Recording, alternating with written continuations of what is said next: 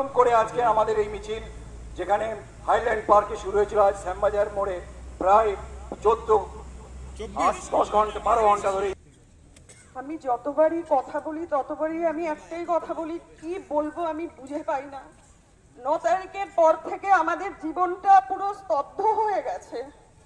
শুধুমাত্র বাড়িতে 8-10 জন মানুষ টিভি চালিয়ে সকাল থেকে রাত পর্যন্ত যতক্ষণ না ঘুমে ঢুলে পড়ি ততক্ষণ খবর চালিয়ে বসে থাকি যে কোথায় কে ধরা পড়ছে, বা আমাদের মেয়ের উপর যে নারকীয় অত্যাচার হয়েছে, যে খুন হয়েছে, যে ধর্ষণ হয়েছে, তার কোনো অপরাধী যদি ধরা পড়ে সেটা দেখে যেন আমাদের বুকের উপর যে পাথরটা চাপা রয়েছে সেই পাথরটা যেন কোথা থেকে গিয়ে একটু সরে যায়।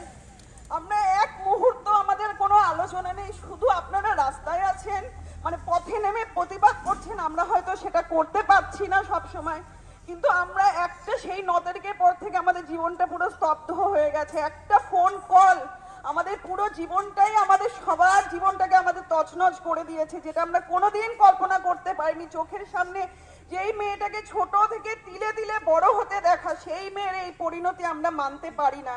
আপনারা আছেন, আপনারা থাকুন। জুনিয়র ডাক্তার, সিনিয়র স্যাররা সব সময় আমাদের সাথে থাকে, তাদের মাধ্যমে আমরা সব খবর জানতে পারি। আপনারা সাধারণ মানুষ যেভাবে যেরকম আছেন পাশে, আমরা যতদিন না আমাদের মেয়ের বিচার পাই আপনারা এইভাবে আন্দোলন চালিয়ে যাবেন, এইভাবে লড়াই চালিয়ে রাস্তা আপনারা কেউ ছাড়বেন না, কারণ আপনাদের শক্তি আমাদের অনেক বড় মনোবল।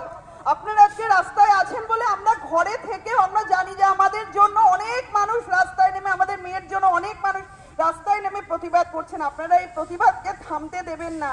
যেই উৎসব চলছে সেই উৎসব চলুক, সেই উৎসব যেন না থামে। আপনাদের কাছে এটুকুই আমাদের অনুরোধ পুরো পরিবারের তরফ থেকে।